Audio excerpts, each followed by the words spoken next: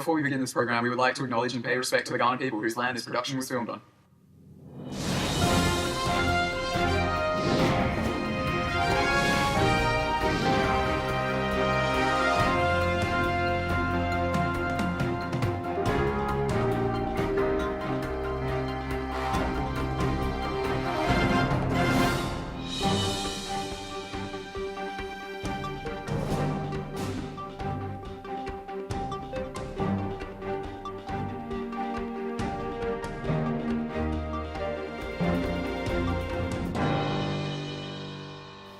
Hi and welcome to the program.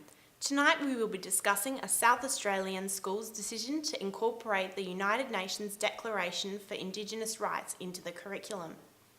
The UN Declaration on the Rights for Indigenous People recognises Indigenous people's rights to culture, identity, language, employment, health, education, amongst other issues.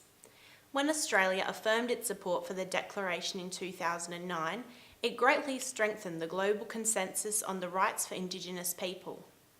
Although it exists and is vital to Australia's acknowledgement of these rights, as well as prohibiting discrimination against Indigenous people, some may never know or fully understand it.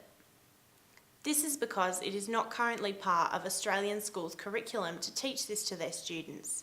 This leaves some of us lost for words as to how Australian students may never know of the history and rights of people Indigenous to the country they live in. In today's multicultural society, steps should be taken to bring acknowledgement and understanding to the classroom.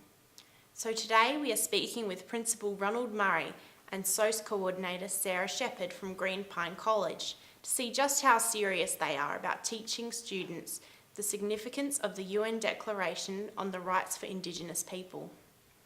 They, along with the local Indigenous Australians from Green Pine community, strongly believe that the implementation of a curriculum that acknowledges Indigenous culture will have a tremendous impact in the number of students who not only understand and respect Indigenous rights heritage, but may also take a further interest in the subject down the track. Hi Ron and Sarah, thanks for joining me here today.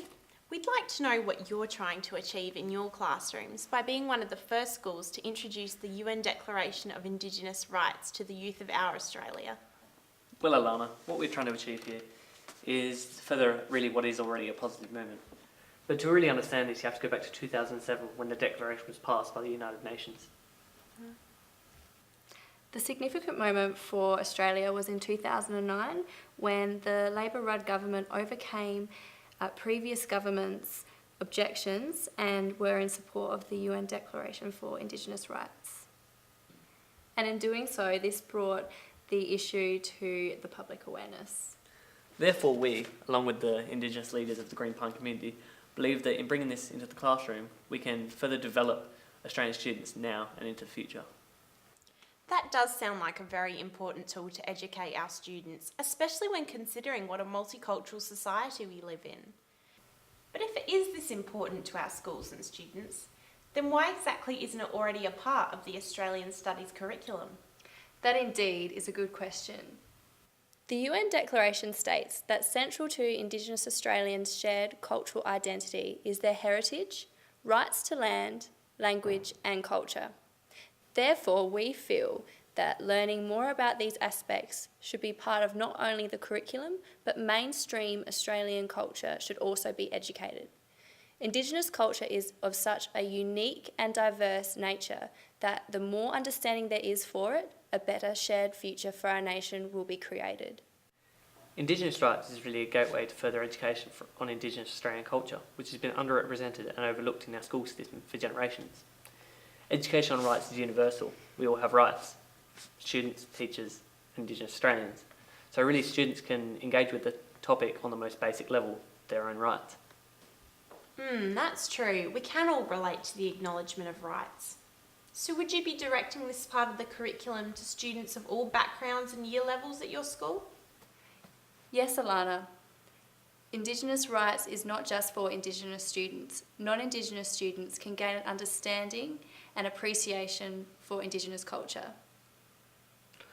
All students can have a sense of belonging and pride with how the school is treating Indigenous rights. but they can also understand their role as shaping the future Australian society for all Australians. Sounds like a great idea for students to be able to acknowledge these issues as they are growing up, no matter what their background is. I think the teaching approach mentioned earlier on would definitely benefit students, rather than having them being unaware of so many Indigenous cultural issues, as well as Australian history, until late into high school or even later than that for some. I can definitely see the importance in this policy. I'd like to know how exactly it's working in the classroom though. Well, Alana, that's where it gets interesting. Although this is primarily taught in society and environment, it extends beyond that singular subject into many other subjects such as legal and English. And the awareness of Indigenous rights and culture can be taken across many other subjects. Really, the students have responded well to this multi-subject approach. It also encourages students to take greater interest in Indigenous culture. We also have Indigenous artists and guests come in to speak to the students. Our school has even provided students with the option to pursue an Indigenous language and cultural interest outside of school hours, with our Indigenous Australian community's full support. In the classroom, one of our main strategies is to get individuals to put themselves in various role-play situations, which demonstrates the importance of rights to the individual students. The students then show and apply this knowledge to the unique perspectives of Indigenous cultures. We can't force this knowledge into practice, but as professionals we can demonstrate correct practice and protocols so that in reality students will be able to make informed decisions when dealing with issues of rights and particularly Indigenous rights. That sounds like a really worthwhile program you've put into place, Ron and Sarah. Thanks for joining me here today. Thanks for having us. No worries, thanks. Thanks. Now to the viewers at home. What do you think of Green Pine College's initiative to teach students more about Indigenous culture? Is it a positive trend? Should it be rolled out to more schools across the country? Unfortunately, that's all we have time for today, but you can join the conversation at our website. We'll see you next week on You, Me, Us, Australia.